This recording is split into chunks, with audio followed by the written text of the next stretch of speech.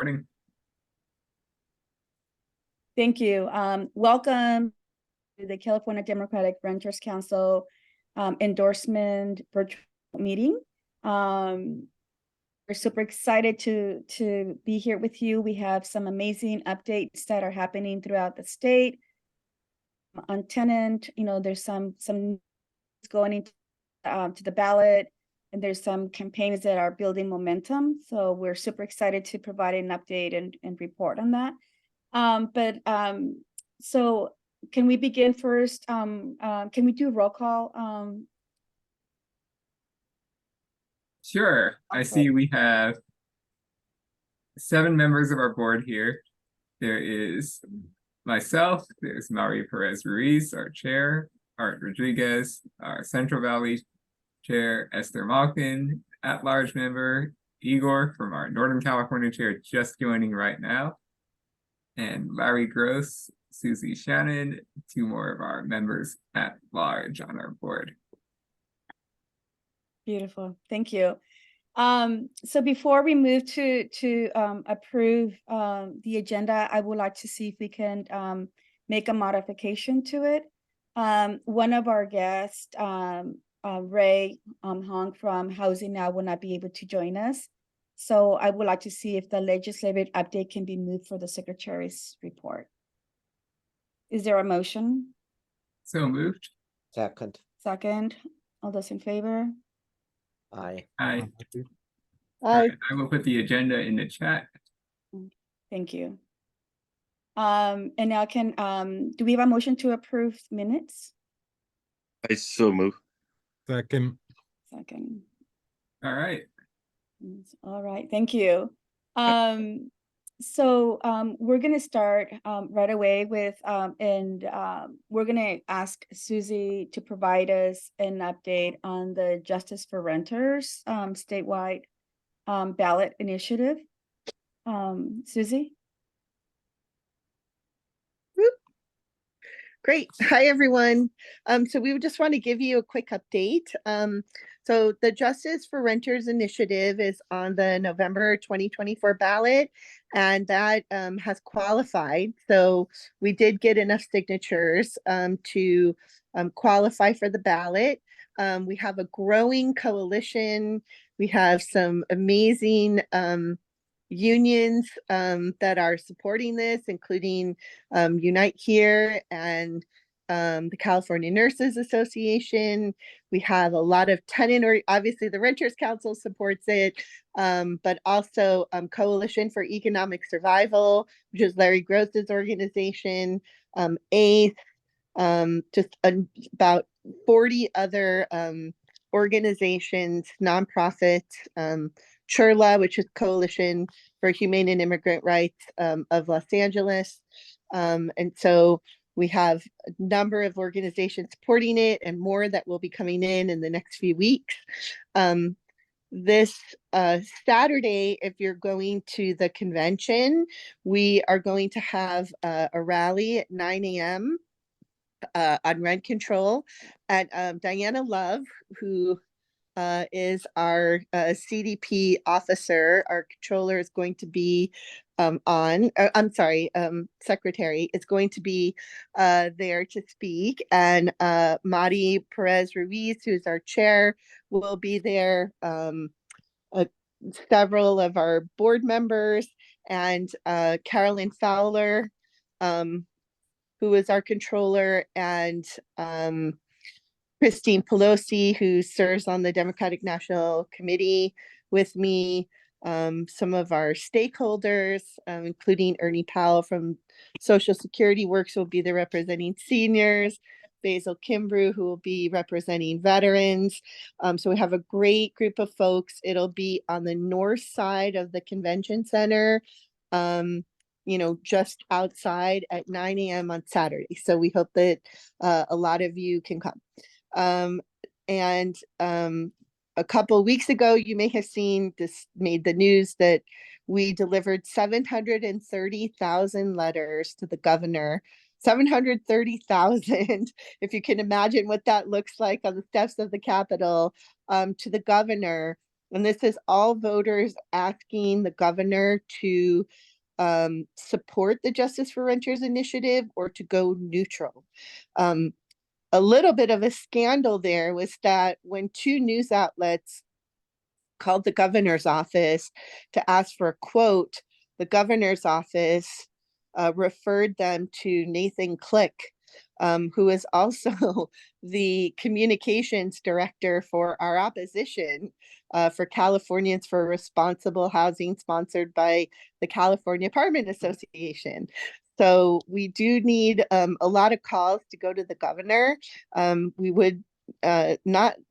do not want him to oppose this as he did Prop 21 last time when he broke from the California Democratic Party and opposed Prop 21. So that's kind of working. In the meantime, though, we're bringing on more organizers. Very excited also to be adding Denny Zane and the Move LA Coalition, which actually passed United. They're United for Housing, but they're ULA, which got the transfer tax for affordable housing passed in Los Angeles. And Denny Zane is acting as our campaign consultant. So we're very excited to bring that whole team onto the campaign. And I think that's about it. So we're going to be doing a lot of rallies and some stuff around the holidays on rent control and, outreaching to tenants and tenant allies to make sure that we get enough voters to pass rent control in November 2024. So we have about a year of organizing here to help get that passed. Also, if you are an executive board member, we would really appreciate your endorsing the initiative. I know some of the folks on this call here have endorsed already, but if you are an e-board member and you haven't endorsed, please do that. I know I want to give a little shout out to the San Joaquin Valley Democratic Club for endorsing today, because I see Emily Brandt on there. We saw each other today at the Tenant Power Conference in Fresno, and they came on board today. So I want to give a shout out to them. And thank you so much, everyone, for all of your help. And just please support it. Please volunteer. We definitely need all the help we can get to get this passed. Oh, and Monica is on now. She will also be speaking at the 9 a.m. Rally for Rent Control this Saturday. Thank you so much. Susie, before you go, Kevin tells us that Santa Monica for Renters just supported. Yep, Santa Monica also, for Renters' Rights and the Santa Monica Democratic Club and the city of Santa Monica have all come on board as endorsers. So we're very excited for that. Can you tell us briefly what is the difference between this initiative and then the last two? Yeah, so Prop 21 was a much more complicated initiative, which carved out single family homes and some other things. And it was very, very complicated. This is very simple. It's only 26 words. And all it does is allow for local government to expand, enact, or maintain rent control in their communities. So we're hoping that, this sort of abbreviated version, which actually gives more power to cities and counties, will pass this time. Thank you, Susie. Also, can I give the website? So to endorse, to sign up for as a volunteer, just go to justiceforrenters.org. So it's justice and the 4 is FOR, not the number 4, renters.org. And if you could go there to sign up, we'd really appreciate it. Thanks so much. Thank you, Susie. Now we're going to go to a treasurer report. Vinny? Yep, I am here. Sorry, I was actually just looking. I know I had it. I think our meetings are timed perfectly because I tend to get the the bank statement right before our meeting. That happened last month and it just happened to this month. Anyway, we are at a balance in our account of 4,545, and I have about $1,250 in checks. I will type in the exact numbers so Alfred doesn't have to, Alfred can get it. But that puts us at about, what does that come to, 57 or 5,800. I should mention we are on the hook for about 1,500 for the event coming up. I don't know if someone is going to talk about that, but I know I've been involved in getting the food. We're going to have some good food and drink, and we have enough for 65 people. So I hope we can get that many people from convention there. But I can talk about that, but I'm assuming someone else is going to mention the event. All I will say is, like I say, we will have drink and food. So anyway, that's my report. I also want to encourage folks to donate, because there's a couple of campaigns coming up, and we would love to be able to support local initiatives and tenant, justice warriors out there who are advocating for tenant rights. So it may seem a little bit more than what we had in the past, but we need a whole lot more to be able to do the work that we need to do. So if you're able to donate, we really would appreciate that.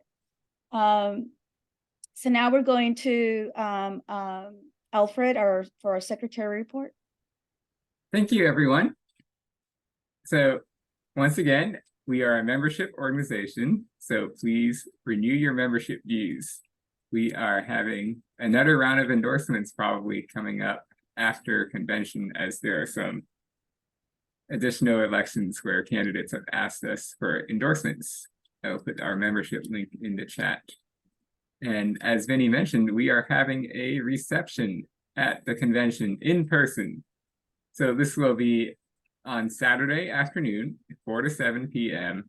at Prelude, which is at 1117 11th Street, just a couple blocks west of the convention center. We've got our headline sponsor, Justice for Renters, and we also have many other sponsors, including Congressman Jimmy Panetta, Vinnie Bacon, and Susie Shannon of our council, as well as Speaker of the Assembly, Robert Rivas. Additional sponsors include Assembly Member Alex Lee, Gary Snell, Carolyn Terosis, Courtney Welch, Dan Hall, Anastasia Foster, Eric Matos, Igor Tregub, Michelle Paraset, and Annalisa Swan. And we always are still welcoming additional sponsors, and I will put the link for that in the chat as well.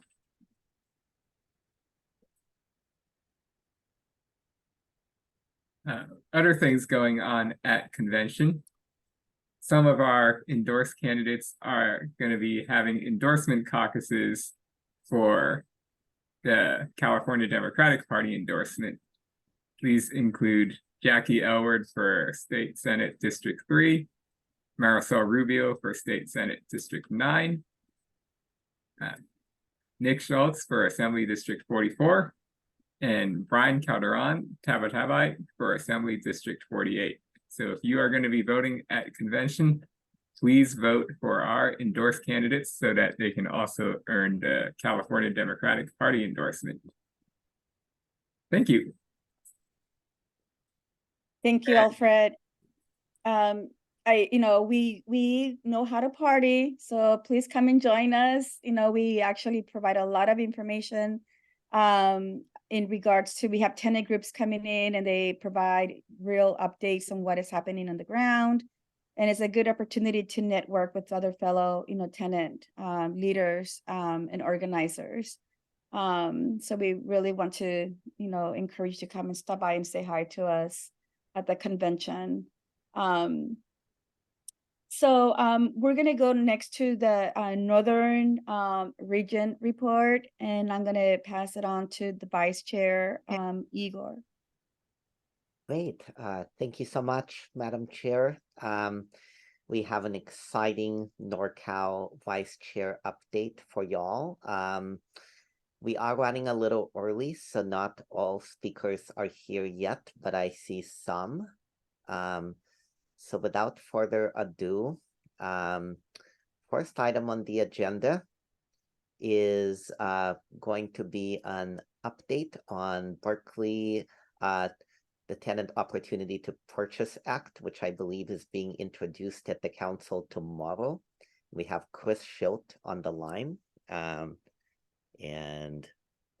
I think Councilmember Kate Harrison will also be joining us shortly. Chris, go ahead. Okay, great. Hi, everybody. Good to see you all. And I think some of us were at the California Tenant Power Assembly this weekend, which was really, really incredible. But now we're back on Zoom. So I'm Chris Schultz, Director of Housing Justice at Urban Habitat, also a resident here in South Berkeley and on the TOPA working group here in Berkeley. I'm actually going to share some even more exciting news. Berkeley is exciting, but even more exciting is that just this last Tuesday, East Palo Alto voted 3-2 in favor in support of passing their TOPA-COPA policy. So they just passed it on their first reading. They have their second reading in a couple weeks. But a huge win with years of tenant organizing, community organizing for East Palo Alto. So I want to give them a shout out and that they are an inspiration for us as well in Berkeley. But Berkeley also has really exciting news, which is that we have our TOPA policy. It has been refined over the years, lots of community engagement, and Councilmember Kate Harrison has come on as a champion and has reintroduced it. So she just released the TOPA policy. It is going to the Berkeley, kind of the next step in terms of Berkeley City Council process is it's going to Agenda Committee tomorrow, which is where it's a 3-member committee. And they will determine whether to put it on the November 28th City Council agenda. But we are doing a big turnout there to say, you know, we have had committee meetings and council workshops about this policy since 2020 for 3 years. And meanwhile, we have tenants, you know, we hear stories all the time of tenants whose buildings are getting bought by investors. And so we really need to pass TOPA now and put it on the November 28th City Council agenda. So we will know after tomorrow if that is happening. And I'll just put in the chat the link to the Yes to TOPA campaign website so that a shout out, I have to give a shout out to Alfred, whose art is featured on our website, is an incredible, perfect description of what TOPA is. So thank you, Alfred. And if folks are inspired, if you're in the Berkeley area, you want to email our council members and ask them to put it on the agenda November 28th. And then of course, turn out on the 28th to get it passed. Awesome. Chris, thank you so much. And we will also be hearing from Councilmember Harrison on this item shortly. But we are gonna now move to unincorporated Alameda County. Yes, thank you, Alfred. TOPA is the Tenant Opportunity to Purchase Act. COPA is the City Opportunity to Purchase Act. We're gonna move to unincorporated Alameda County. We are going to be joined by Barisha Spriggs and in a little bit Jen Esteen. The update I received from Leo Esclamado, who has been kind of helping spearhead this, is right now the supervisor that Jennifer Esteen, our endorsed candidate, is running against, is still meeting with landlords and tenants, and what is expected is a weekend just cause. There's a current eviction crisis at the courts because the courts are allowing 100 weekly eviction cases to be processed, leading to majority of people not being represented. So most likely we will push for a right to counsel and we'll need help on that advocacy. But without further ado, we are going to spotlight Barisha Spriggs, who's going to tell us more. Barisha, you will need to unmute yourself. There you go. Hi. Yeah, so I'm a founding member of MEV. We represent the unincorporated renters for Alameda County. And so has been some progress with partnering with public advocates to see if the California Department of Housing and Development can help us with some of the housing elements do not match of the county housing element do not match the state level housing requirements. So we're partnering with a nonprofit legal organization to see if that can be rectified. But overall, our current supervisor, Nate Miley, has never been pro-renter. He gets a lot of money from the California Apartment Association and the rental, the real estate industry. And he's always abstained on any renters protections. We worked for 3 years with different partner organizations to get the rental protections. We are the catalyst for the temporary eviction moratorium, but even during when we got the temporary eviction moratorium, it was not through our current supervisor. Our current supervisor has always abstained. And then, so in February, the Alameda County Board of Supervisors meeting, we knew that probably the board was going to withdraw the temporary eviction moratorium, and we were trying to get those renters protections passed to avoid what they call eviction tsunami, and those renters protections did not pass. And so therefore we do have the overflow of evictions at the court. And they're trying to, stop the high level of eviction cases that are happening in Alameda County, specifically in Hayward Court, because that's where the evictions happen, at the Hayward Court, Alameda County Court location. And so there's a lot of different things going on, but definitely our current supervisor is definitely anti-renter and is someone who is against our values. So we're definitely, he is not our friend at all. And he's actually the catalyst for all of the tsunamis, the eviction tsunamis that are happening in Alameda County at this time. So yes. Thank you. Thank you so much. Thank you, And Igor. we will now go to Jennifer to talk about why elections matter. Thank you so much, Igor. Thank you for the background information, Barisha. I think you summed it up really well. And thank you all on the Renters Council for endorsing my campaign to be county supervisor in Alameda County's District 4 and to represent the entire county of Alameda. We are struggling right now with a crisis of a wealth gap, an income inequality issue, and far too many people being displaced, gentrification of our communities, and an eviction moratorium. When it ended, we did not have any protections in place. And as Barisha said, it's been called in the press an eviction tsunami. Just in the last week, we had 50 to 100 evictions a day. The majority of the evictions are happening in the unincorporated community where I live. And on Thursday, they actually went over 100 evictions. They went to 135 evictions in a day. Only 30% of the renters who are being evicted have legal representation. 70% do not. The courts are overwhelmed, and it is a very scary moment in our community, because in this unincorporated community, we have 150,000 residents. Half of them are renters. We've already seen rents increase. They've doubled in the last 5 years. And in the entire county, the average rent is $3,000.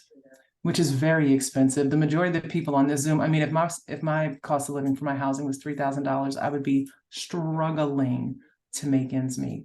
And we're talking about people who are already struggling to make ends meet. So I am running on 4 basic principles: housing, healthcare, jobs, and justice for everyone.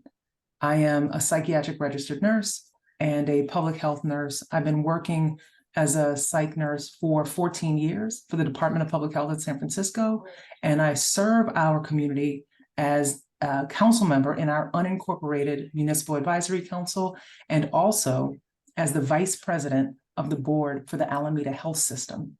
And our health system runs our 4 county hospitals and multiple clinics, serving people who are relying on Medi-Cal, who are indigent, and who are unhoused. And we have been seeing an increase in the number of people who are unhoused.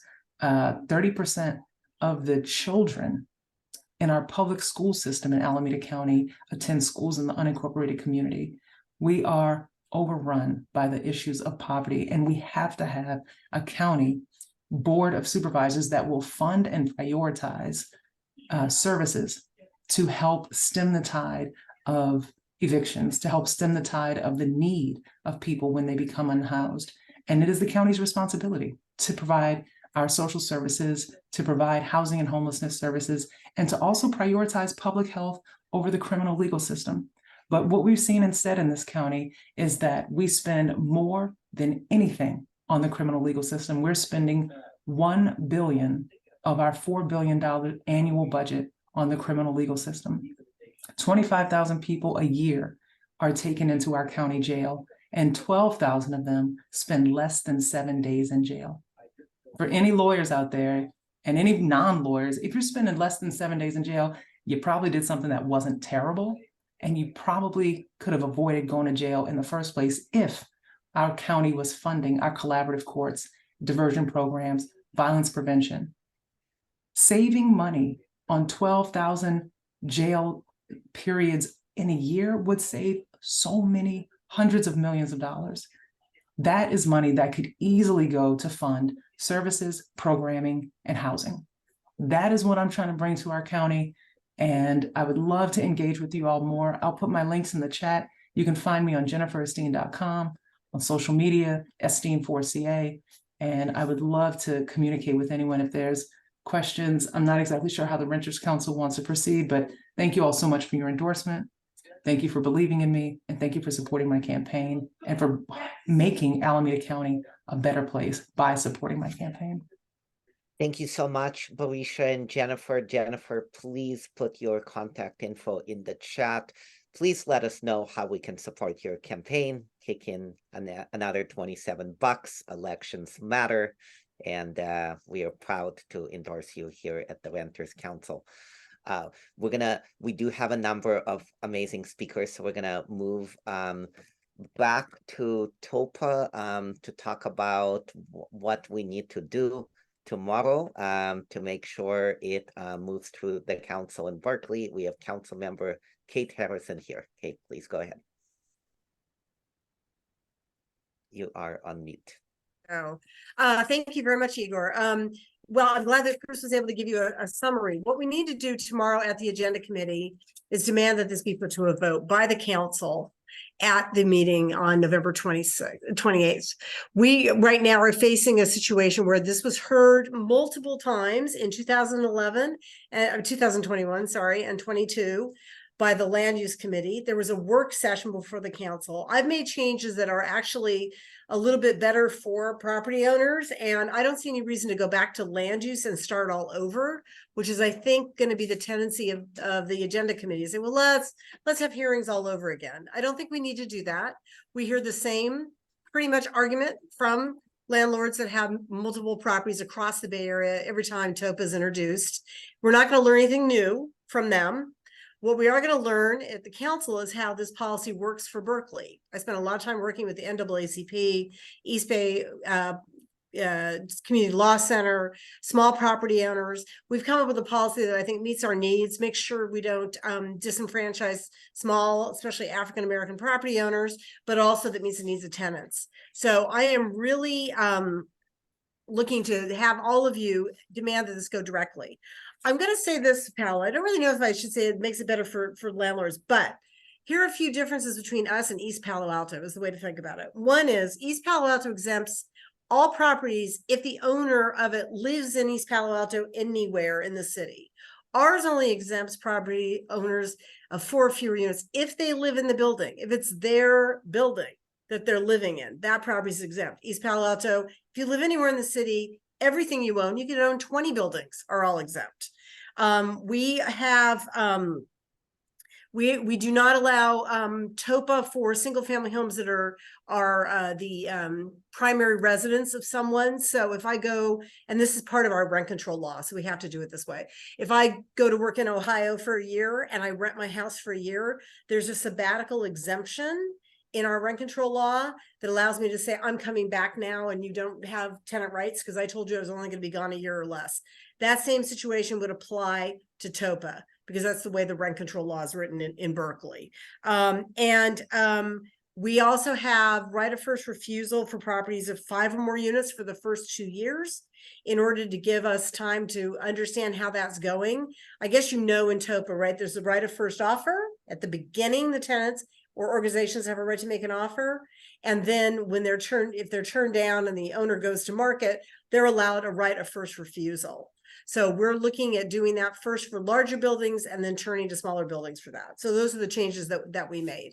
But part of it was I included single family homes. This was not included in the original legislation from the mayor. They were simply excluded altogether, 1 and 2 unit buildings. I disagree with that. We have a lot of absentee landlords. The shape of your building shouldn't matter. It should be who lives there that matters, not what the building looks like. So I know one woman who owns 8 single family homes in Berkeley, for example. So yes, owner occupy with fewer than, yes, Chris, and fewer than 4 are exempted. What I'm saying is we included single family homes and duplexes that are not owner occupied, which were completely excluded from the policy as introduced by the mayor. And I have put those back in. So there's some gains for tenants, some places where it's slightly more favorable to landlords. But again, based on the principle that the small owner that lives in the building has more rights. So that's what we're looking at doing. Any questions? Awesome. Thank you, council member. And if there are questions, because we have a number of speakers, we're trying to do this with alacrity. Yes. But this is an amazing update, very important. Please put in the chat how to contact you and what kind of support you need to help you move this forward. Okay, I'm going to let Chris do that. I just want to say one other thing about the tenant crisis. We did have a press conference of electeds at the Alameda County Courthouse last week. And what we really emphasize with the court is not just, it's the provision of lawyers and interpreters. There was not a single Spanish language interpreter in that courtroom. How is that effective due process? So, one of the things we have to really demand, and they're saying, well, we'll just open another courtroom.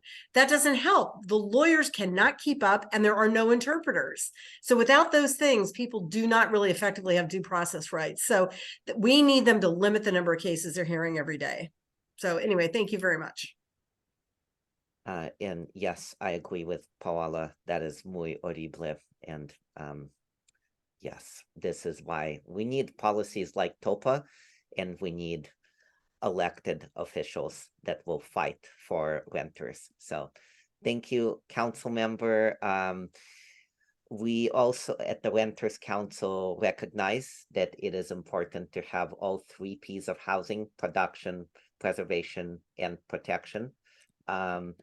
I want to recognize El Cerrito Council Member Carolyn Weisinger, who is here, as well as Courtney Welch over in Emeryville, who is going to talk about some exciting things happening in her city, in my neighboring city. So Courtney, feel free. Thanks, Igor. Yeah, we actually have a couple of exciting things going on in Emeryville currently. Back in September, we had our groundbreaking at 3600 San Pablo, will be known as the Nellie Hannon Gateway. Many of you are familiar with ECAP, the Emeryville Citizens Assistance Program, which is our free food program. It's a nonprofit that's been ran for over 30 years, served on average 300 individuals a day just from the East Bay region. And so they have a ground broke on what will be the new ECAP bottom floor facility, which will allow for them to one, serve more folks, have better storage for their food, and actually receive more food. But on top of the building, it will be 90 units of permanent supportive housing. And so that was a project that was a partnership between the city, county, and state. So we're really excited to see that going up. Also here in my neighborhood, as I would call it, even though Emeryville is only 1 square mile, here in the Christie Core, we issued last year an RFP for 100% affordable housing to next to Christie Park and behind Public Market, if you all are familiar with Emeryville. And oh, thank you, Igor. Yes, a request for proposals. And so we had 5 great affordable housing developers respond to that. We moved forward with EAH, and so we are in the early phases of negotiating what that project will look like. Just some highlights. It's going to be earmarked for very low and low income households. It'll be studios, 1 bedrooms, 2 bedrooms, and 3 bedrooms. It will be 3 towers of housing, and it will include an expansion of Christie Park that will include several different amenities, one being some outside programming of a sports court of they're still finalizing what that court may be. So we're really excited about that project just because the Christie Core neighborhood is really one of the most amenity rich areas in the city. The majority of our affordable housing is located up on San Pablo, and it's kind of more so cut off from the rest of the city. Right here next to Christie Park, they'll be next to Public Market. If you've gone by Bay Street recently, you might have seen the development of our new grocery store. So being able to have economically diverse neighborhoods, even in our little small part of the world, is something that really speaks to our values in Emeryville. Additionally, I introduced a potential change in our contracting with our waste management to allow for tenants to access bulk waste pickups. It's a quality of life issue that tenants do not get to access bulk waste pickups the way single family home owners or tenants get to. Typically, what happens if a tenant requests a bulk waste pickup, they do not get to access a free bulk waste pickup the way someone in a single family home would. Typically, the property owner or property management company passes on the cost to the tenant, and it ranges around, on average, $400. And so it's an equity issue for tenants here in the city. And so we're in current negotiations, seeing what is the best path forward. Like I mentioned, it's a quality of life issue. What typically happens is when people are moving in or moving out, you will see people leaving things like furniture or toys or sometimes appliances, and it can be they'll leave it out on the street or they'll leave it in the garage or even in trash rooms. And it's very difficult then for people sometimes to utilize the garage, the trash room, and then we have dumping and blight on the street. So that's something that we feel we need to address just because tenants need the same access to waste pickup as single family home tenants and homeowners. And so, yeah, that's my update thus far. And thanks so much. And I'm looking forward to seeing everyone in Sacramento. Thank you so much, Vice Mayor. And it looks like you may have some questions. So if you could put your contact info in the chat. Thank you for your leadership I live on the San Pablo corridor in Berkeley, and I'm just really excited about what neighboring Emeryville is doing, as well as neighboring El Cerrito. So thank you so much, Carolyn Weisinger, as well, for your service. Moving on with the Bay Area theme before we zoom out into NorCal proper, we have Mayor Chance Cutrano, who made history earlier this year in having the town of Fairfax become the first North Bay city or jurisdiction to introduce rent control. And I am going to give the floor to Chance to speak about how that is going and anything we can do to support. Right on. Thank you so much, Igor, and good to be with y'all here. I appreciate the opportunities to give updates as we have embarked on this journey here in the North Bay to implement rent stabilization and to strengthen just cause eviction protections in Fairfax and beyond. So I've given an update to folks, I think, late last year, the beginning of this year, that in December of last year, our ordinances went into effect. The gist of the rent stabilization ordinance was 60% of CPI, consumer price index, for the Bay Area for April or at the end of March, and then or 5%, whichever is lower, was what we established as our rent stabilization cap, if you will, for maximum allowable rent increases for a given year.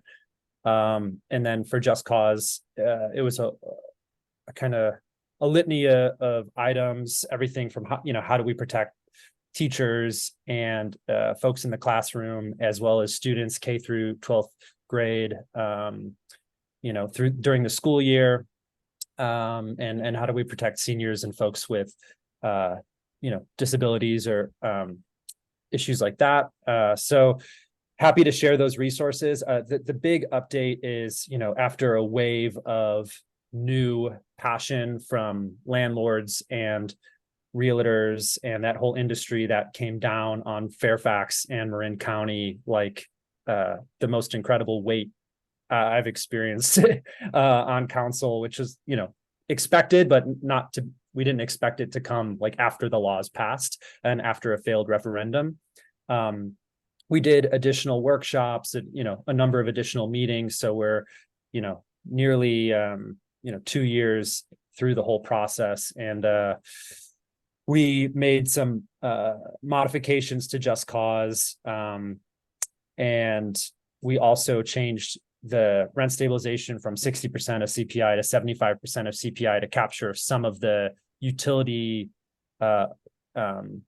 increases, like inflation effects on utilities that are part of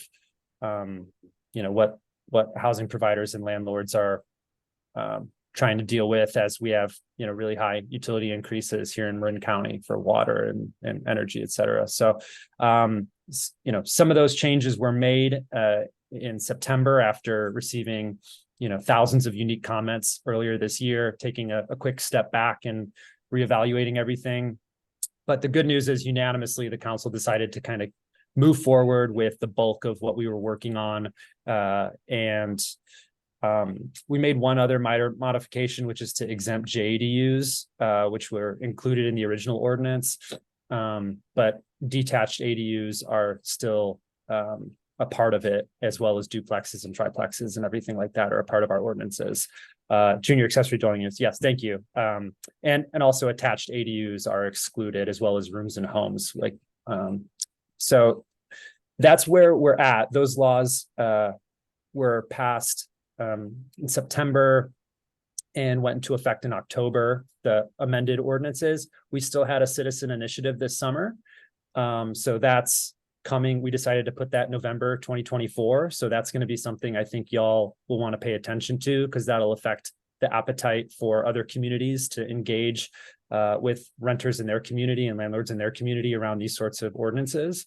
The other thing I'd share is, because we did this, the city of Larkspur in Marin County, as well as now the town of San Anselmo, have initiated these discussions the city of Larkspur also passed an ordinance, weaker ordinance, but they still got hit with a referendum from larger apartment complexes. So a number of these things, it looks like they're going to go onto the ballot in Marin County in 2024. Nothing new there, but just wanted to share those updates. And then to your point, Igor, on the PPP, like the preservation and production front, earlier this year, I'm not sure if I mentioned it at my last check-in, we were able to bring $4.2 million into Fairfax to acquire, help bring Mid-Penn to Marin County for the first time and acquire our largest apartment complex, remove it from the speculative market, and maintain it for permanently affordable housing, 60% of area median income. So that's going to be a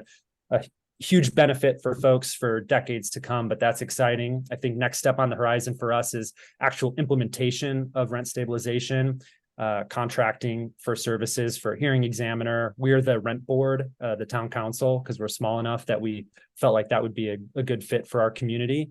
And so at our last meeting, after a number of petitions from the landlords, we had a discussion and the council was unanimous in deciding to direct staff to bring forward different strategies, what implementation could look like, what the cost of implementation of rent stabilization. It's, currently you can go through the courts, either as a tenant or a landlord, but of course we want to make it as easy as possible for folks to petition and go through that process in our community and not having to go to the courts. So that's next up on the list of things to do in the North Bay for tenant protections. But super grateful that you all create the space so I can share these updates, because it's been a heavy lift and it's been super intense up here. But we're keeping our heads down and we're doing the work, and happy to answer questions in the chat. I see some stuff popping up, but thank you again for having me here. Chance, yes, thank you for answering questions in the chat. That I did want to ask a question. Can you clarify if the ballot measure you mentioned, was that to weaken or get rid of the ordinance, or is it to strengthen it? To weaken? Sorry. Oh, sorry. I was muted. I couldn't unmute myself. So it would be to completely remove all of our tenant protection ordinances. Wow. And to just replace them with the AB 1382. Wow. Okay. Thank you, Chance, for your leadership. Please let us know how we can support the defeat of that ballot measure. And this is why elections matter, y'all. So right now, we have endorsed some amazing champions of renters' rights up and down the state. There are three strong women who are champions of renters' rights that we have endorsed that are with us tonight, and I wanted to give each of them 2 minutes to tell them about themselves and how we can support their campaigns. So let's start with Cassandra. Hello, good evening, everybody. So my name is Cassandra James. I am an SEIU 1021 member. I am a mother to 2 Vallejoans, a partner, and a caregiver for my aging grandmother in a home made possible by the GI Bill. I have the audacity to run for Solano County Board of Supervisor, the Greater Vallejo seat, to disrupt our status quo and bring a community voice to the table for equitable systemic change for us today and the next generation. And this is the perfect opportunity to catapult Solano County to new heights by ensuring our residents can live, work, and thrive in the same county. The last few weeks, I have been speaking to everyday neighbors about the bread and butter issues and how their priorities overlap with mine, which is culturally competent public safety, sustainable economic growth, and affordable housing and homelessness services. I am bringing nearly 2 decades of community and professional experience and my own lived experience in interactions with the very systems that impacts our community. Professionally, I do manage a $1 billion budget for the city and county of San Francisco, creating policy and working with developers and investors to secure affordable and quality housing for the city's most vulnerable residents. right here at home in Vallejo. I am on the Housing and Community Development Commission, where I push the city of Vallejo to provide the technical assistance to our organizations, serving the unhoused, advocating for stronger tenant protections, and defining affordability and avoiding further displacement. I have been endorsed by the Working Families Party, SEIU 1021, SEIU 2015. You guys and ladies and everything in between, our very own Supervisor Wanda Williams, and a slew of elected officials and a host of community leaders and neighbors, including some of Vallejo's leading tenant advocates. Again, I am bringing my values of accountability, accessibility, and equity to the Solano County Board of Supervisors, and this will be historic. If elected, I will be the second Black woman elected to Solano County Board of Supervisors. And my primary priorities, again, will be bringing culturally competent public safety, sustainable economic growth, affordable housing, and homelessness services. And I'll be sure to share the campaign website in the chat. And also just want to do a quick plug. I will be in Sacramento this upcoming weekend. We'll be hosting a fundraiser, and it will be great to see some of you there, so we can have even more of a deeper conversation of how we protect true Bay folks and making sure that they are not displaced from our home. Thank you so much. Amazing. Thank you so much, Cassandra. And my apologies, we're joined by 4 fabulous women, 4, including Jovanka Beckles. So definitely wanted to make sure everyone gets their shine. Jackie, you are next. Oh, let's see. He has to unmute. Sorry about technical issues here. Thank you so much. I am one of the few women that have the audacity to run against the establishment.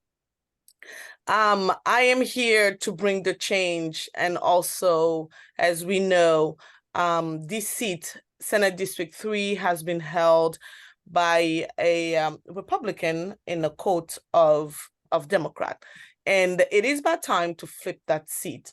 I am an educator, a mother, and a first-generation immigrant. I just spent full hours with our another group, and it was really emotional to hear about the hurdle that people, especially immigrants and people overseas, are going through. And for me as an educator, I am here to bring a change. I am here to fight for the people. And my record as one of this group, I'm one of the members of this group. For the past few months, we've been fighting over what is right for the people. Renters should not be treated like the secondhand population, because we all deserve the respect and everything that goes for everybody else. I have been the champion, and I'm proud to say it. I don't apologize, because there's no time to apologize for what we do. I have my own student that are renters, parents are renters, and sitting on a board on a continuum care, my fight and is to really make sure that renters are treated as the same as homeowners. Because we know that when we have a roof on our head, we perform better. It doesn't matter who you are, renters or homeowners. And it's about time that our right as renters to be taken very seriously. I'm not going to apologize for that. And as a council member and also the former mayor of the city of Roanoke Park, I am proud to say that my city is one of the cities that is pro-housing. And right now I am fighting to make sure that the pro-housing is actually pro-housing when it comes to rent. Because when we look at how people, the average pay that people bring home doesn't really match up the rent that we have. When you have a studio that costs $2,000 and someone bring home $1,000 and have a family to feed, that is not a matchable thing. So for me, my role and my fight will be to unapologetic to be fighting for the people and the renters across California. And the SD3 seat is a flipping seat that will bring that voice that I am really fighting for. And thank you also for endorsing my campaign. I know it is hard to have a grassroots campaign and also fighting and running against a sitting senator. So shows you how important this seat is. So thank you so much for your time. And also, we are ready. I'm going to continue to fight, bringing what I've done on the local level to the state level. I tirelessly worked with the homeless population. I brought in also, fight for the climate change. And all of that is part of what we fight every day. So I'm ready for tomorrow to get back on my phone and call my representative and the governor, because we have things that we have to take care of. So thank you for your support. And I hope you will support and continue to support my campaign. We need more, fundraising, of course, and also I need the voice when it comes to voting next Saturday. So thank you so much. Good. Thank you. And I'm going to finish my report after this with one other thing we can all call the governor about tomorrow morning. Thank you, Jackie. Marisol, you're next. 2 minutes. Great. Thank you so much for having me. And thank you also for your support. It means a lot to me. My name is Marisol Rubio, and I'm running for State Senate District 9 because we need a senator with lived experience to address our most complex and pressing issues in California. My mother was a first-generation immigrant and single parent of 3 girls who earned a master's in a degree in education and taught in a high-needs school district for over 30 years. She taught me early in life the value of hard work and perseverance. When my daughter was diagnosed with brain cancer and entered school, I advocated tirelessly on her behalf against an unresponsive healthcare system and an education system as well. And because of those efforts, she is now a long-term survivor and a college student with a double major. Today, using the lessons learned from my mother and my personal and professional knowledge and experience, I am fighting daily to improve my community's quality of life and to help families who are struggling like mine. I am the only candidate who's been a lifelong Democrat, is a union leader, doesn't accept money from entities that hurt communities of color and our progressive values, and is 100% pro-choice every day and every year. I am a proven champion for the environment, disability, LGBTQ+, and workers' rights, and for quality, affordable education, healthcare, and housing. As a staunch defender of women's reproductive rights and disability rights, I'm a founding board member of FemTruth Youth, and for disability rights, as a founding board member for Natalie Project. As an executive committee member for Sierra Club California and the San Francisco Bay chapter, I led several Bay Area environmental groups in the Contra Costa Building Construction Trades Council in developing a plan to help workers transition to green jobs. As director and vice president of the Dublin San Ramon Services Water District, our district was one out of only 39 out of 2,050 districts to receive an award for good governance and ethical and sound operating practices. As a San Ramon City Council member, I formed the first ever ad hoc climate action council committee to work on establishing a climate commission or committee, and am advocating for affordable workforce housing, especially for our teachers. When voters see their choice in this election, we know we will prevail because the choice is clear. On the heels of Roe v. Wade being overturned and the climate crisis rapidly unfolding, we need a senator who will champion our democratic values, and that is me. Why? Because as a woman of color, single parent of a child with lifelong disabilities, a renter, a former educator, and current healthcare professional, I have a vested interest in affecting change, and I have proven that through my volunteer work in elected positions. That's why I'm supported by CTA, SEIU California, CSEA, and UHW, AFSCME Council 57 Retirees Chapter, California Women's List, East Bay Young Dems, CADEM Renters Council, and many more. We don't have time for middle-of-the-road politics of the past. We deserve a senator who's pushing for progress and fighting for a better world. Your choice, our future. Thank you for your support. Thank you, Marisol. And last but certainly not least, our endorsed candidate in my Senate district, Jovanka Beckles.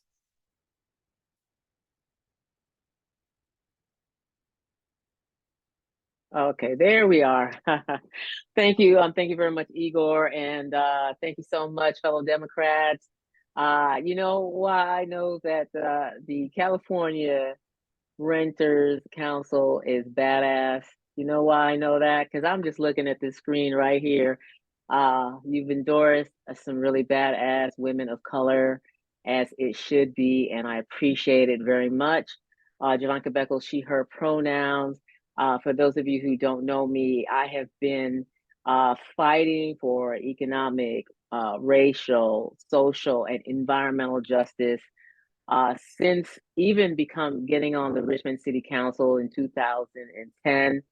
Before that, I was in the Economic Development Commission, the Planning Commission, and the Human Rights Commission. I'm a Black, Latina, queer, immigrant woman living at the intersection of all of these marginalized communities.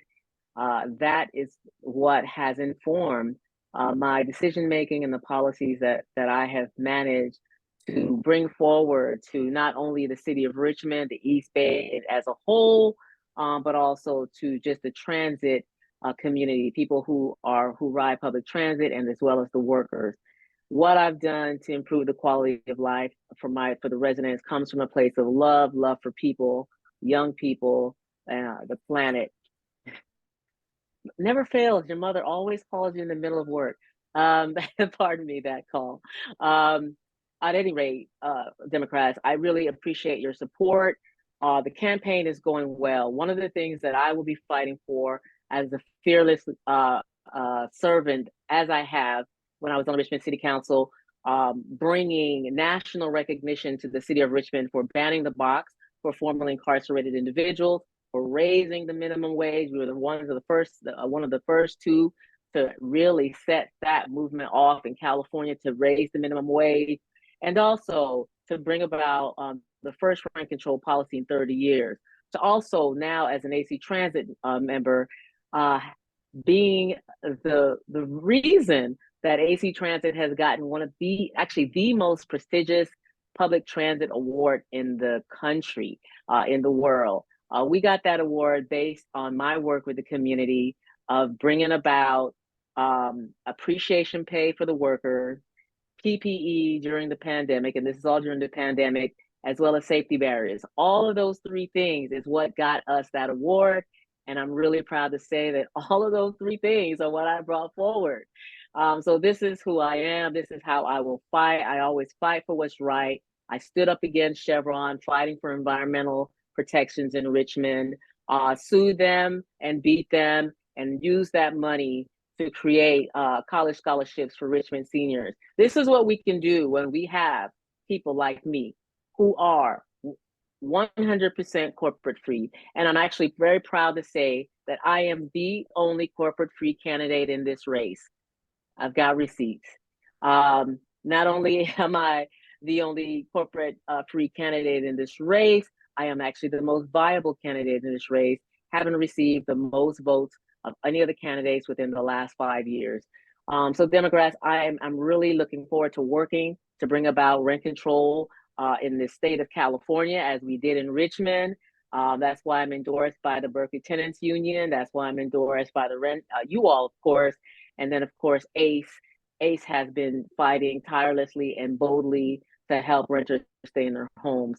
I intend to fight for a Green New Deal, seamless transit, environmental protections, free quality healthcare and education, fair wages, power in our workplaces, taxing the rich by reforming Prop 13 and bringing about more protections for tenants through a repeal of Costa-Hawkins.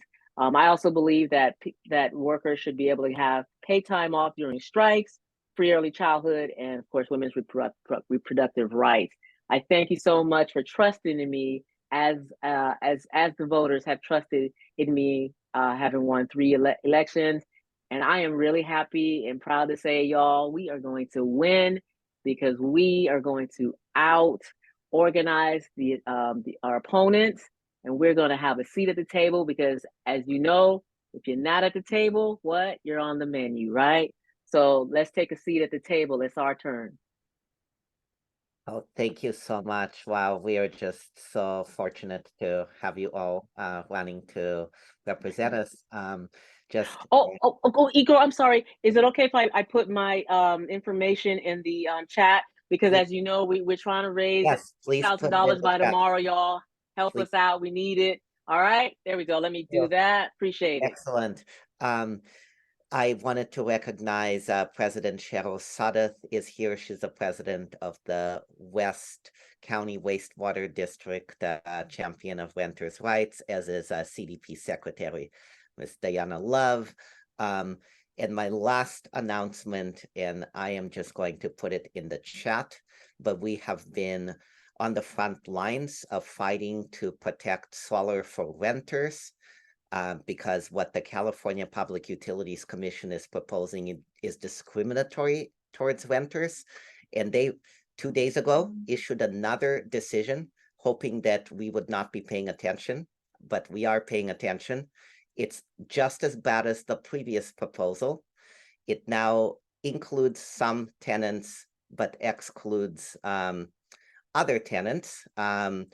It also excludes schools and farms and resiliency hubs and community centers.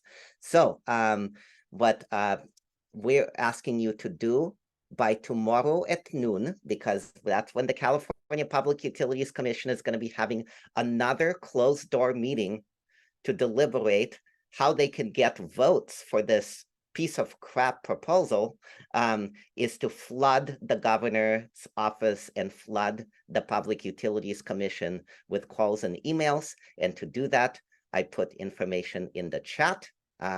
Please take those 3 steps. Takes 30 seconds for each one of them by noon tomorrow. All clean power to the people. Monica, I wanted to just also recognize Monica. She is on our board. She's based in Sacramento, fighting the good fight. Monica, if you have anything to add, sister, you have the floor.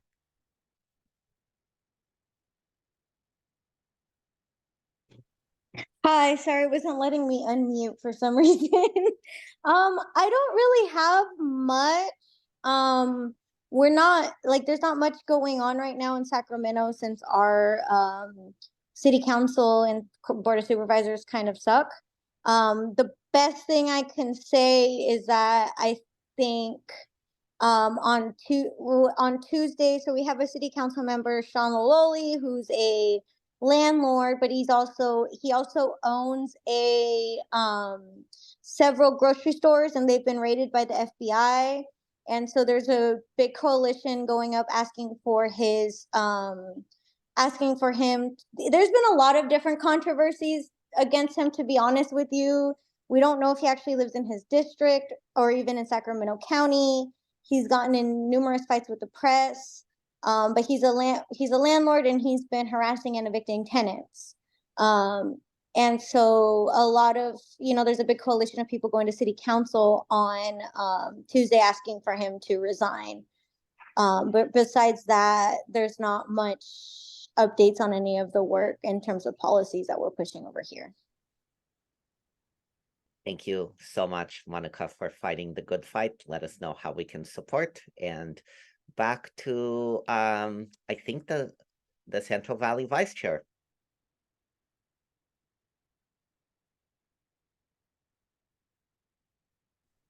Well, hello, everyone, and thank you for joining our Renters Council meeting for the endorsement convention this November. Wow, what a lineup, Northern California. It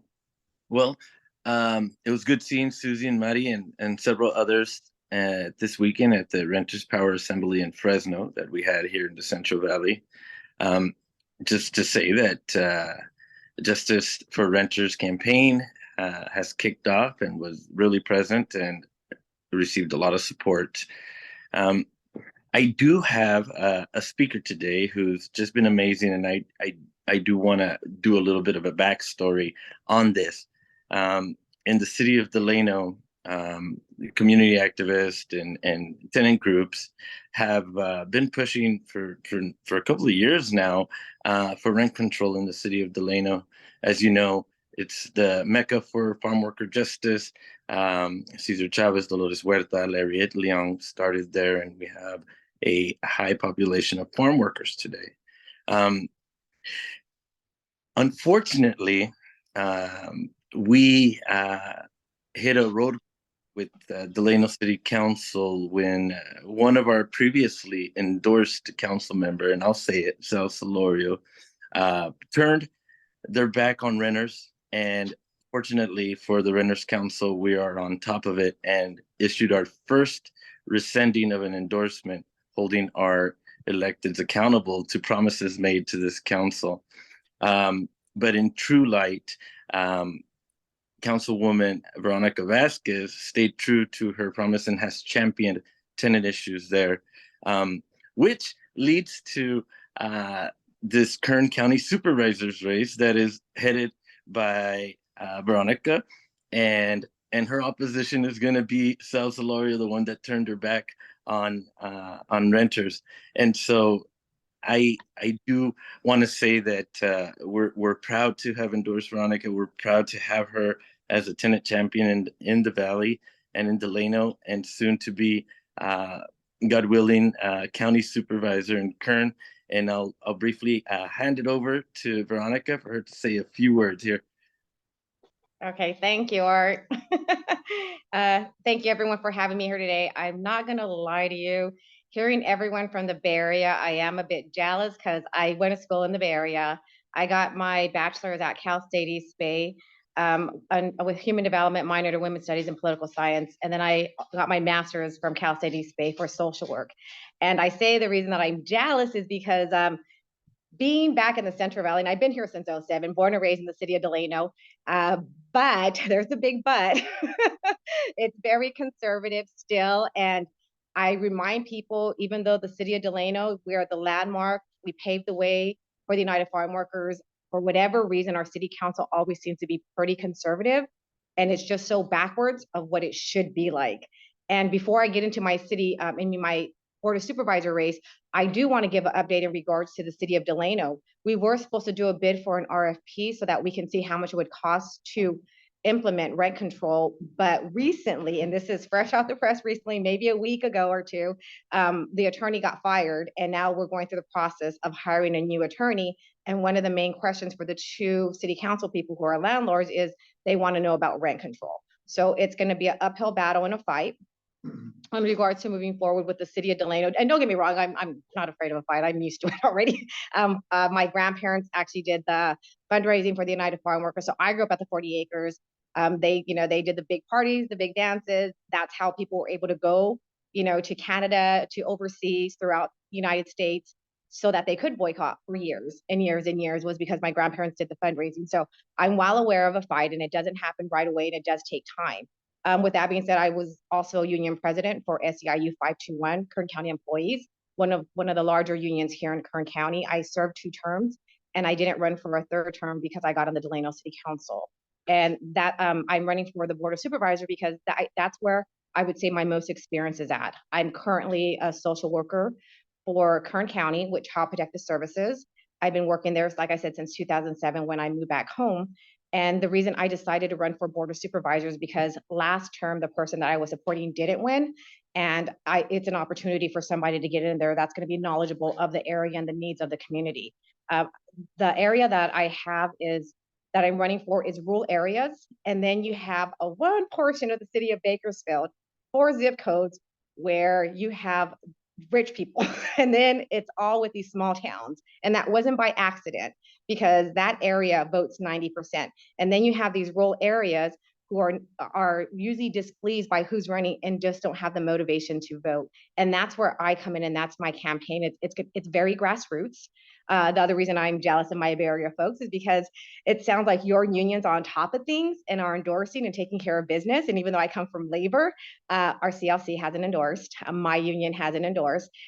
People are standing on the sidelines for whatever reason and not pushing forward to actually help out candidates and to endorse.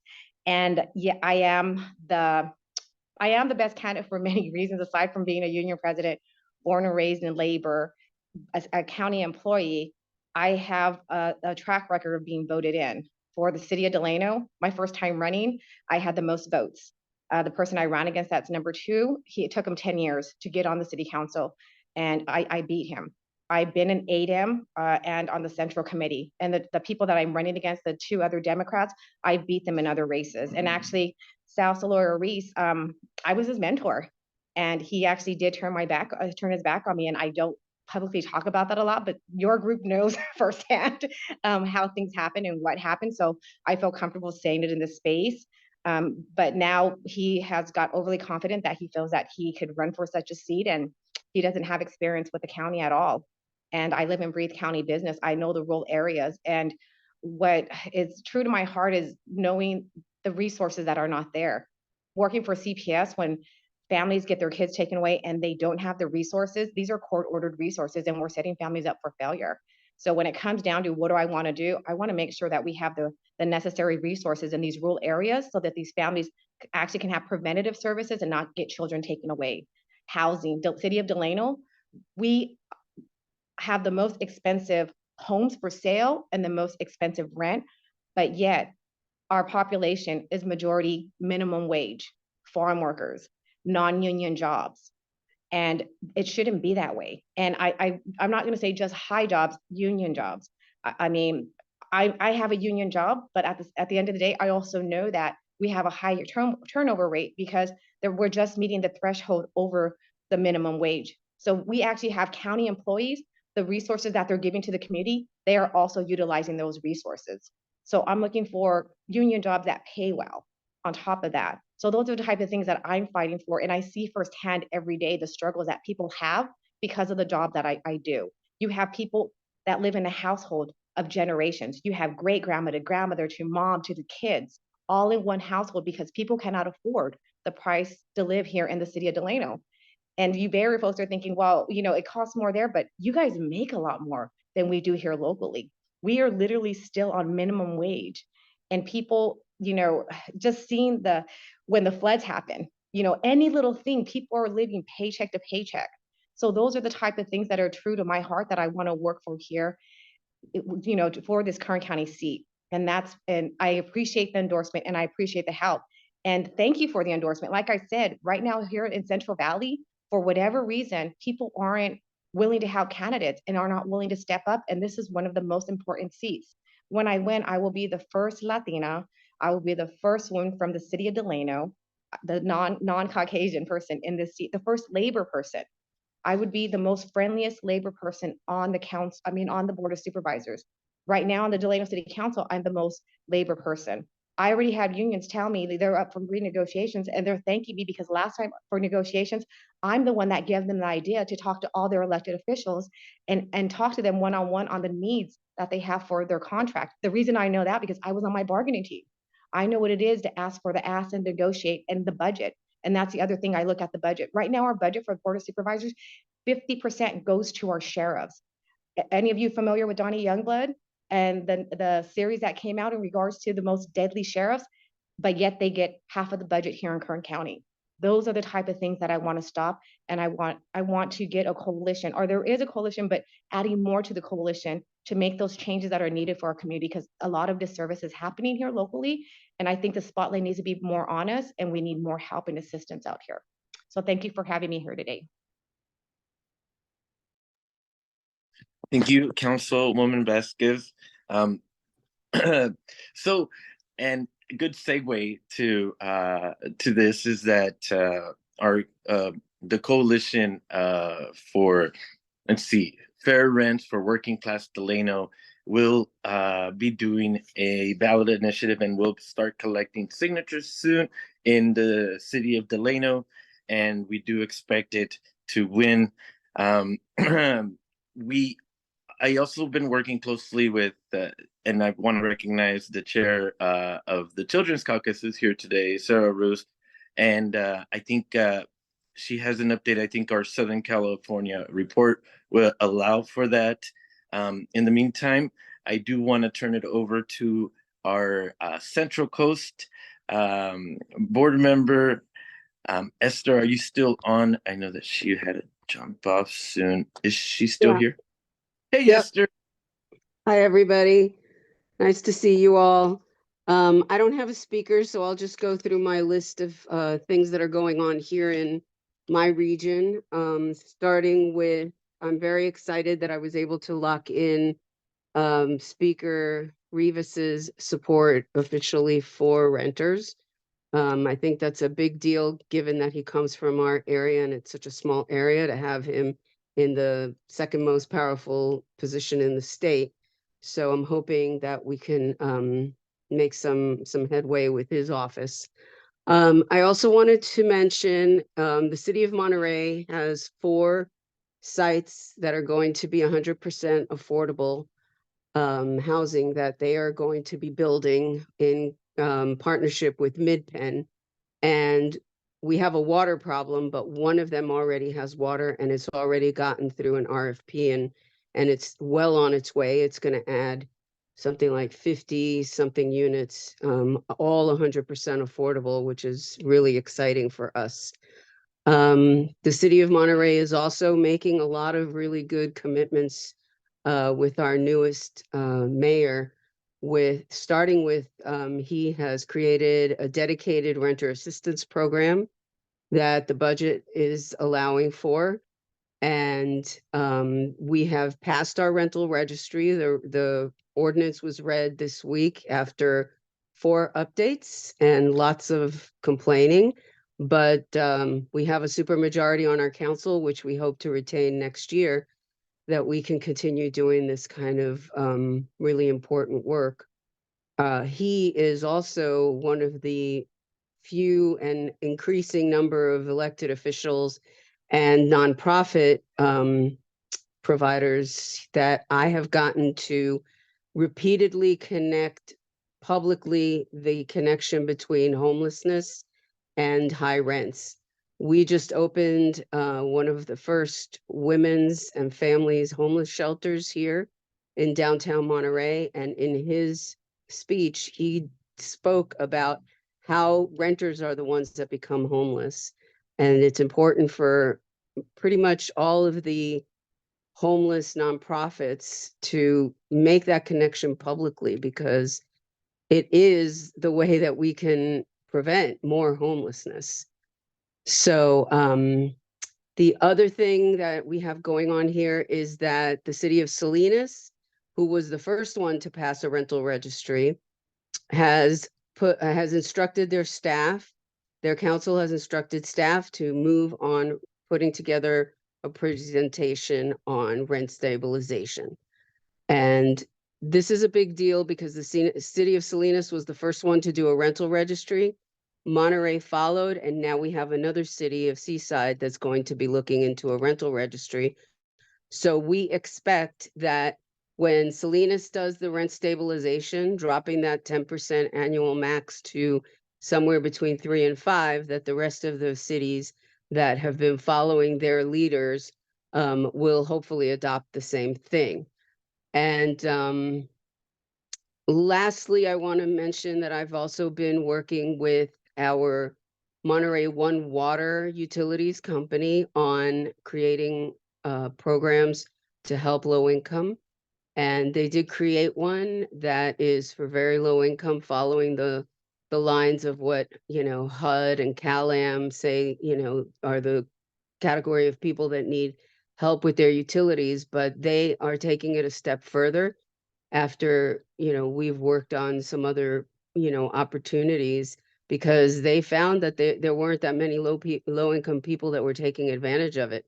So they're going to be opening that up to all renters to be able to get a 1 month's credit once a year that they will give anybody who's having a hardship paying that utility, no questions asked. So we're hoping that that's going to be a model for other utilities to come. They are our sewer company. They are expanding their recycling, and they are the ones that are going to give us more water for the future building that we want to do here. And that's about it from the city of Monterey and the county of Monterey. Thanks. Thank you, Esther, for all the work you're doing out there. We have seen a change throughout the state, but more specifically here in the Central Valley. And I was so happy to hear all these new tenant unions, tenant groups that are popping up everywhere in the city of Fresno and the city of Modesto. And this movement, it has really kicked off. We, just a couple of years ago, this was unheard of. And so great work, everyone. And that concludes for the Central Region's report. Handing it back to Madam Chair, Mari. Thank you, Vice Chair Arturo. It's exciting to hear the updates from Northern and Central Region.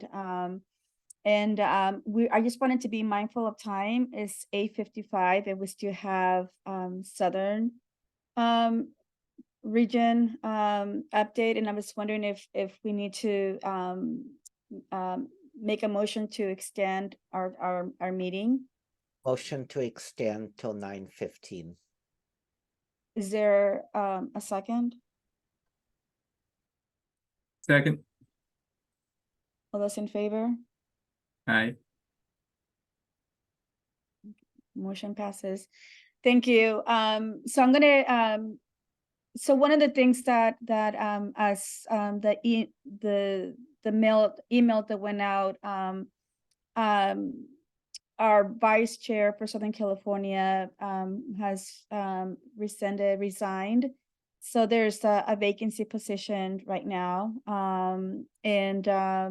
I have been looking at, I followed up with a number of tenant organizations in Southern California.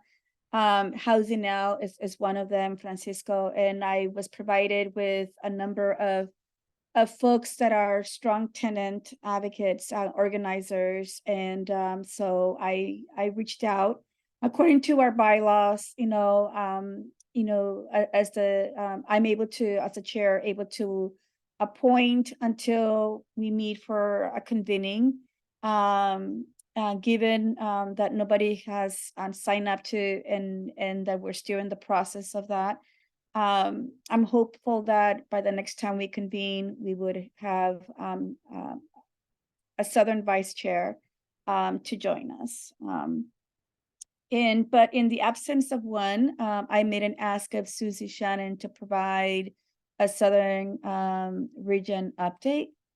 And then I think that we follow with a couple of folks that want to talk. The chair of the Children's Caucus is one that has made an ask, I believe. So Susie, are you? Sure, I'm here. All right, thank you. Hi, everyone. Okay, so this Tuesday is a very important meeting of our LA City Council. So for our rent control departments here, the way that it works is that rental increases are set to match the CPI, the Consumer Price Index, and that is at 7%, which is a pretty high rental increase for our renters here in Los Angeles.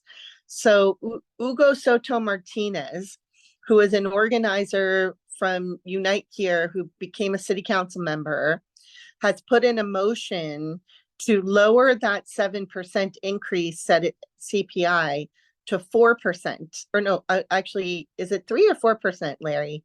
I can't, it's 3 or 4%. I think it's 4%. Actually, Council Member Soto Martinez put in a motion to extend the rent freeze that's currently in place for 6 months, and in committee it got amended down to 4% increase from the 7%, and whether or not it's 4% or extension will be on the agenda for the LA City Council on Tuesday.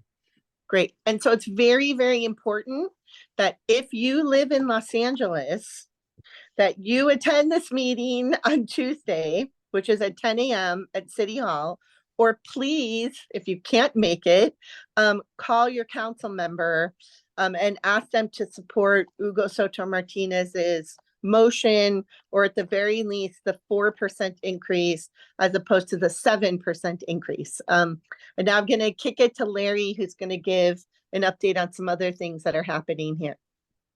So in addition to the city of LA, the county board of supervisors also passed a measure to only allow a 4% increase and that's for the unincorporated areas of Los Angeles County.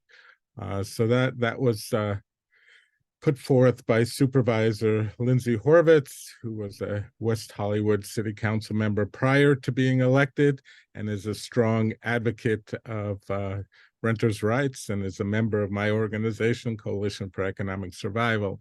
The other victory we had in Los Angeles is that Measure ULA, which Susie referred to earlier, which would put a tax on the sale of mansions in city of LA and use that money to help provide resources for homeless individuals, for rent subsidies, for the ability to provide legal counsel to renters facing eviction, as well as providing money for tenant organizations like ours.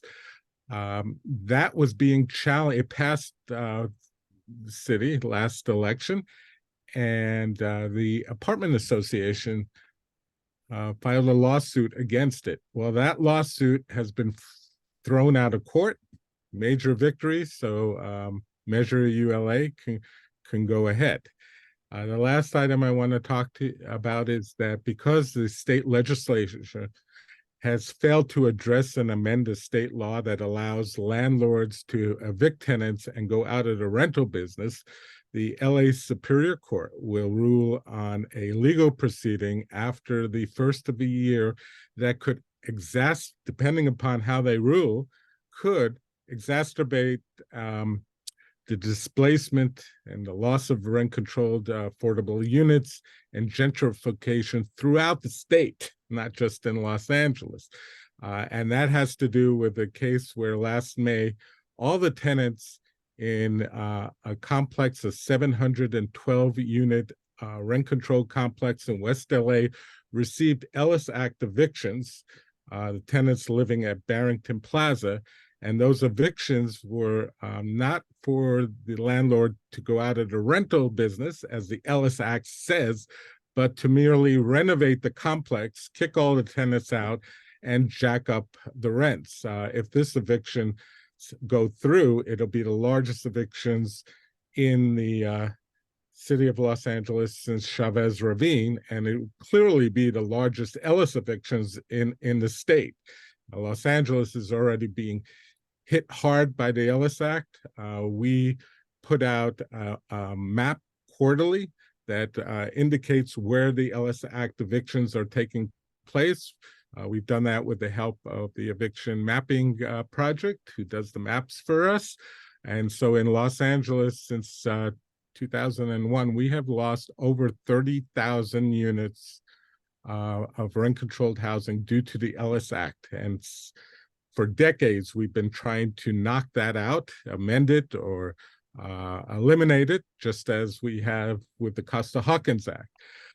But this corporate landlord, Douglas Emmett, who has actually put money against Measure ULA and other things throughout the state, has no intention of going out of the rental business. And so CS has organized the tenants there. We filed a lawsuit. Since then, the tenants are facing a degree of harassment and reductions of service. The lawsuit challenges the evictions, stating that they are violating the Ellis Act because they have publicly stated they are not going out of the rental business. So what's at stake here is that if we lose this lawsuit, it could possibly open the door for evictions throughout the state of California in rent-controlled jurisdictions for landlords just doing regular renovations. And so a lot's on the line here. We feel confident of our position, but it's a lawsuit that's going to have magnitude of impact on tenants throughout the state. So okay, thank you, Larry. You, Susie. Thank you.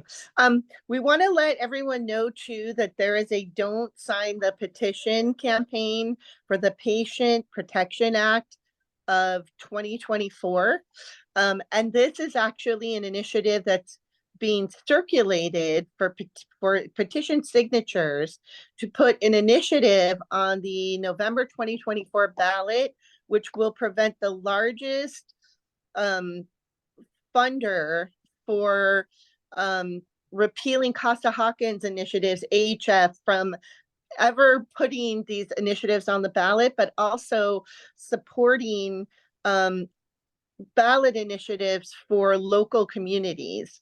And so this is obviously the California Apartment Association's way of trying to cut off any funding to go both for expanding rent control at the local level, but also for putting on statewide repeals. So if you go to your supermarket or anywhere else in the community and there circulators there who are trying to get you to sign that petition, please do not sign that petition. Okay, so we're going to go to the chair of the Children's Caucus for the California Democratic Party, Sarah Roos. Susie, before we go there, one of our endorsed candidates from Southern California is here. So oh, good. Is that Nick Schultz? Yeah, I will bring Nick okay. up. Great. Nick is our endorsed candidate for Assembly. Laura Friedman is running for Congress and is not seeking re-election for that seat. And Nick Schultz is our endorsed candidate. Nick, are you there? I am, Susie. Can you hear me okay? Yes, I can hear you. Awesome. Thank you, Susie. Thank you, everybody. I'll be really quick because I know you have more business to tend to, but I just wanted to check in and say thank you so much from the bottom of my heart for your endorsement. I look forward to seeing many of you, hopefully all of you, later this week up at convention. I know there's the reception on Saturday, I believe. So look forward to seeing many of you in person there. I just wanted to give you all a brief update. So wearing my other hat here, so I am on the Burbank City Council, and as recently as the last time I was here, Burbank was still a city that did not have any protections beyond those required by Assembly Bill 1482. While it's a small step, I'm pleased to report tonight that that is no longer the case. We actually passed an urgency ordinance to attempt to close that rent eviction loophole. We're nowhere near done. We were, as a council, collectively pretty disappointed with the final end product of SB 567, but we're going to go back to the drawing board and try to put in place a much more expanded tenant protection ordinance. Things that we'll be working on next year is part of our budget process. We want to make right to counsel a reality and provide legal provision services for tenants in the city of Burbank, and we will be looking at the rent cap. So we hope that by this time next year, the city of Burbank will be up to speed with the rest of the Los Angeles region and offering more critical protections for our renters. So just want to thank you all for your personal support. If you want to get involved in advocating for that change, please reach out to me directly. And the last thing I would say is I will be at convention. In our pre-endorsement conference, we achieved 53% of the vote. We're still a handful away, so we'll see how it goes. But if you are a delegate in 8044, or if you know a delegate in 8044, I would just humbly ask that you direct them to me. Happy to answer some questions. And we're hoping that those delegates will vote for the only campaign in this race endorsed by the Renters Council. So thank you all very much, and I'll let you get on with the meeting. Thank you, Nick. Okay, Sarah Roos, are you ready? Sarah is the chair of the California Democratic Party Children's Caucus.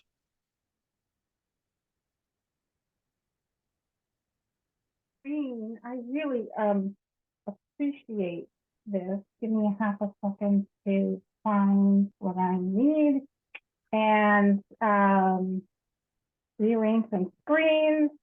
And thank you again for giving a couple of minutes here right now. I know it's awfully late. We're here, the Children's Caucus, because our hair is on fire, and actually we think yours is too. Because down ballot school board races are not typically considered foremost among party Democrats, because in California these races are all nonpartisan. But GOP and MAGA extremists have been working through our children to target these races with violent, racist, deplorable attacks. They have an end game that snares us all to forfeit civil rights, privacy, autonomy, our very liberty. by gaining unprotected nonpartisan school board offices right cures an incumbent's electoral advantage and strength for the new GOP agenda. That electoral agenda, as you know, is not friendly to renters. You will find little support for rent control among suburban moms for liberty or sympathy among far-right paramilitary for securing protections afforded by the repeal of Cox-a-Hawkins. It's vital to safeguard nonpartisan seats from rogue political gain, which advantages wealthy interests. What can we do about this? That's why we're here. We're asking you to see the problem, pay attention to it, to name it, to unveil candidates in nonpartisan races who stand for democratic values, public commons, democratic institutions, good governance. This is what we're asking of all of us as delegates, to engage this battle, because disregarding these hostilities leaves us tremendously vulnerable electorally. Through our democratic clubs, county committees, the Renters Council, even, we must train, mentor, endorse, support, resource, and uplift these school board candidates. I know it's not usually your purview, but we're here to try and explain why you might want to consider widening your grasp and making it become part more so. Children's Caucus is ready to help if that's of any interest. We have school board specific training information. Just please don't hesitate to reach out. But I'm here just to ask, we really need your attention on these races, scrutinizing what are nominally nonpartisan, down below at school board races. Thanks again for your time. I just want to stress that the danger that comes from our children's exposure it presents in terms of electoral advantage, we really must pay now or pay later. Here's some ways to reach us. I'll put this in the chat. Thanks again. Night. Great, thank you. And now we're going to pass it back to Mari.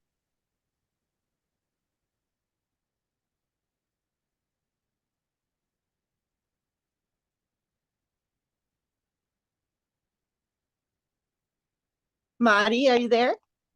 There she is. Yes, I'm here. Thank you, Sarah, for bringing this to our attention, and Susie for leading our Southern California update. So we're now in our second to the last agenda item, and we created this space for announcements. If there are any announcements that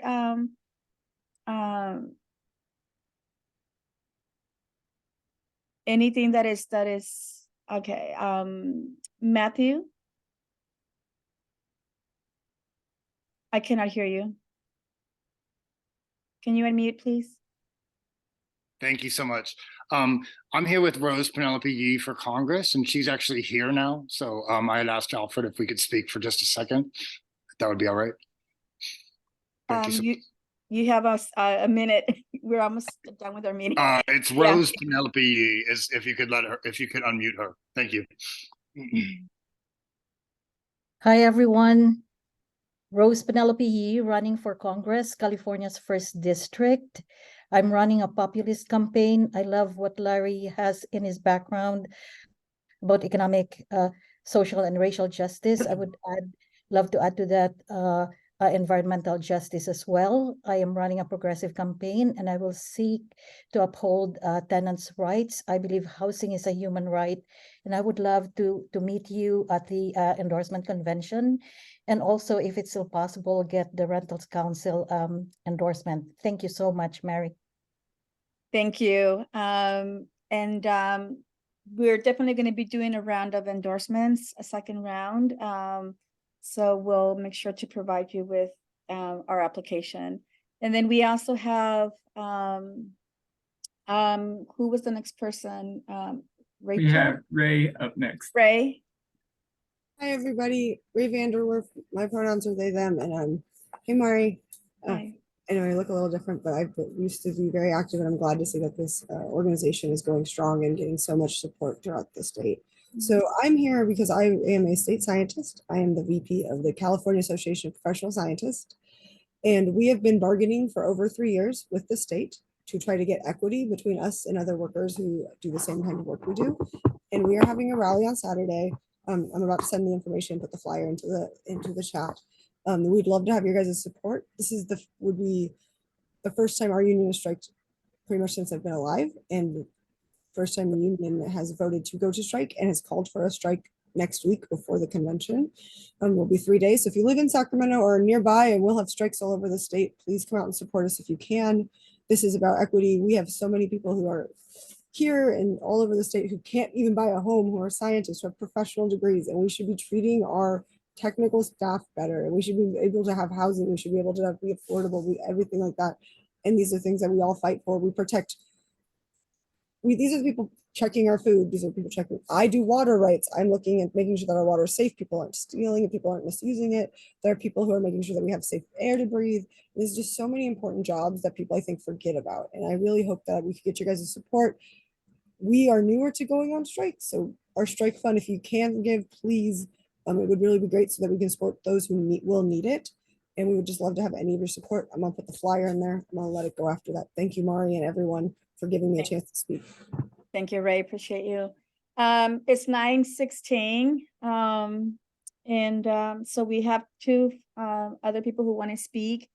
Can we add 5 more minutes just to give these two people the opportunity to speak? Yep, motion to extend to 9:20. Second that. Okay. All right, motion passes. Okay, Colleen, you have, exactly like a minute and a half. I cannot hear you. There we go. I already put dropped my information, so I won't take the full minute and a half. I'm running for San Diego City Council, District 3, and I'm very proud to have your endorsement. You can find more about me at the link. Thank you. Thank you. Genesis?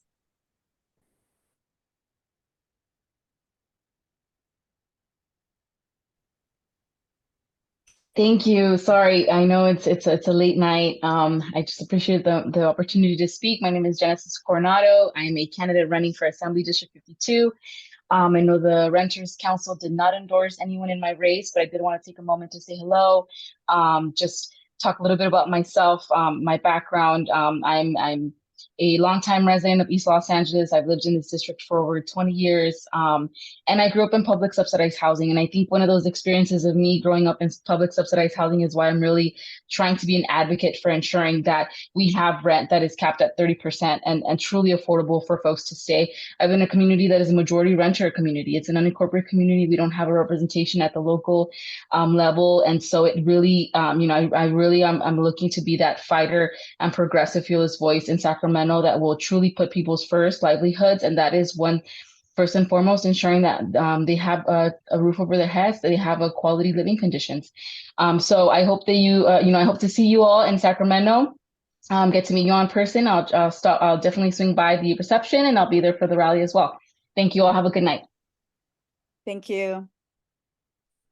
Okay, I think that Oh yeah, I have the legislation update that we didn't get to yet. So legislation, the two bills that Housing Now supported that were signed, one of them was Senate Bill 567, which strengthens some of the statewide tenant protections. In order to get it passed this year, amendments had to be taken, and so there are still things that we're going to go back for in the upcoming year. In addition, there was Senate Bill 555, which is to create a plan for the state to build more low-income and moderate-income housing. There are also many other tenant protection and affordable housing bills from this year. I will put a link in the chat with the details. If I may add one important one that I felt was important, Madam Chair. AB 12 that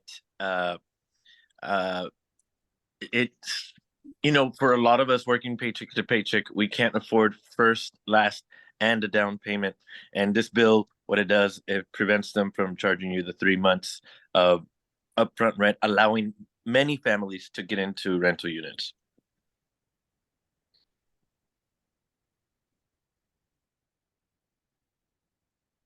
I'm sorry, which bill was this?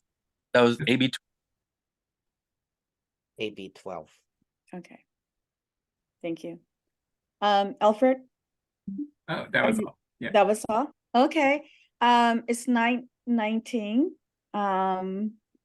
So do we have a motion to adjourn? So moved. Second. All those in favor? Aye. Hey. Aye. Okay, folks, thank you so much for joining us, and we hope to see you on Saturday.